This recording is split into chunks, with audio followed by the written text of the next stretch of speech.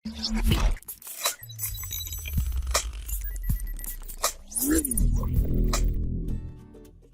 24 এর বাংলা ভিডিও টিউটোরিয়ালে সবাইকে জানাই স্বাগতম। আজ ওয়ার্ডপ্রেসের একটি নতুন পর্ব নিয়ে আমরা হাজির। আর সেই পর্বটি হলো ওয়ার্ডপ্রেসের অ্যাপিয়ারেন্স আন্ডারে অনেকগুলো মেনু আছে, যেমন থিম, কাস্টমাইজ, উইজেট, মেনুজ, হেডার, এডিটর। এই অংশগুলো নিয়ে আলোচনা করব। আজ আমরা থিম নিয়ে আলোচনা করব স্পেশালি। তো থিমে চলে যাচ্ছি, অ্যাপিয়ারেন্সে প্রথমে ক্লিক করব, তারপর থিমে চলে যাব। এই হলো থিম। তো এই মুহূর্তে আমাদের ওয়েবসাইটে এই থিমটি ব্যবহৃত হচ্ছে। তো এই থিম কিভাবে চেঞ্জ করতে পারবো, আমরা প্রয়োজনে বিভিন্ন ওয়েবসাইট থেকে ডাউনলোড করে, বিশেষ করে ওয়ার্ডপ্রেসের অফিসিয়াল ওয়েবসাইট থেকে ডাউনলোড করে থিম ইউজ করতে পারবো। তো এক্ষেত্রে পেইড এবং ফ্রি দুই ধরনের থিমই ইউজ করা যায়। আপাতত আমরা ফ্রি থিমগুলো ইউজ করব, চাইলে আমরা পেইড থিমগুলো ইউজ করতে পারবো। তো পেইড থিম নিয়ে অন্য একদিন আলোচনা করব, আজ আমরা ফ্রি থিমগুলো নিয়ে আলোচনা করব। তো এই মুহূর্তে আমরা যে থিমটি ইউজ করছি সেটি হলো 2017। এরপরে আরো থিমগুলো আছে, এই যেমন টিউটর, তারপর আছে 2015। তো এই হলো ওয়ার্ডপ্রেসের থিম, যে থিমগুলো আমরা আসলে ইউজ করি। তো আমি চাইলে এই ওয়ার্ডপ্রেসের থিমগুলো চেঞ্জ করতে পারবো। যেমন এই মুহূর্তে আমাদের যে থিমটি আছে, এই থিমটি আমি চাচ্ছি চেঞ্জ করতে। আমি এই থিমটি ইউজ করছি। এই থিমটি ইউজ করার জন্য যা করতে হবে সেটা হলো এই যে অ্যাক্টিভে ক্লিক করতে হবে। তো এর আগে আমরা এই যে থিমটার লাইভ ডেমো দেখে আসতে পারবো। যেমন এখানে ক্লিক করছি, তো ক্লিক করে আমরা একটু অপেক্ষা করব। অপেক্ষার পর দেখা যাবে যে এই থিমটি লাইভ কিভাবে দেখতে কি রকম হবে। যেমন আমাদের এই ওয়েবসাইটে আগের যে থিমটি ইউজ করেছি, এই থিমটি দেখতে ঠিক এরকম ছিল।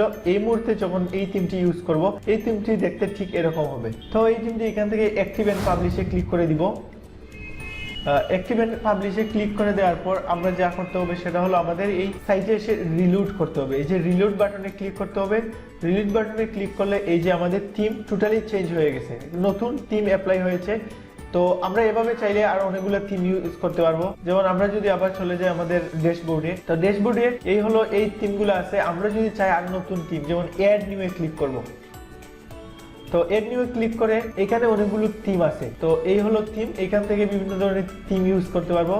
লেটেস্ট, তারপর এই যে পপুলার যে থিমগুলো ওয়ার্ডপ্রেসের অফিসিয়াল সাইটে আছে, এই যে আমরা ওয়ার্ডপ্রেসের অফিসিয়াল ওয়েবসাইট wordpress.org লিখে আমরা যে কোনো ব্রাউজারে চলে যাব, wordpress.org লিখে, অথবা গুগলে সার্চ করলে ওয়ার্ডপ্রেস পাওয়া যাবে। তারপর আমরা চলে যাব এই থিমে। তো এই থিম থেকে এই যে বিভিন্ন ধরনের সুন্দর সুন্দর থিম আছে, এই থিমগুলো আমরা চাইলে দেখতে পারবো। তারপর এই থিমগুলো আমরা চাইলে এখান থেকে ডাউনলোড করতে পারবো। তারপর আমরা আমাদের সাইটে গিয়ে আপলোড করে দিব। তো কিভাবে দেখবো সেই থিমটি, আমরা কিভাবে দেখবো, এর জন্য যে মোর ইনফরমেশনে ক্লিক করব। তো আমি মোর ইনফরমেশনে ক্লিক করছি, মোর ইনফো। তো এখানে ক্লিক করে এই যে এই থিমের এই যে প্রিভিউয়ে ক্লিক করব। তাহলে দেখতে পারবো আসলে থিমটা দেখতে কিরকম। যেমন এই যে এই থিমটি দেখতে এরকম। তো আমি যদি চাই এই থিমটি ইউজ করব, তার জন্য আমাদের এটি ডাউনলোড করতে হবে। ডাউনলোডে ক্লিক করলে সেটি জিপ ফাইল ডাউনলোড হয়ে যাবে। তো এখন দেখাবো কিভাবে আপলোড করতে হবে।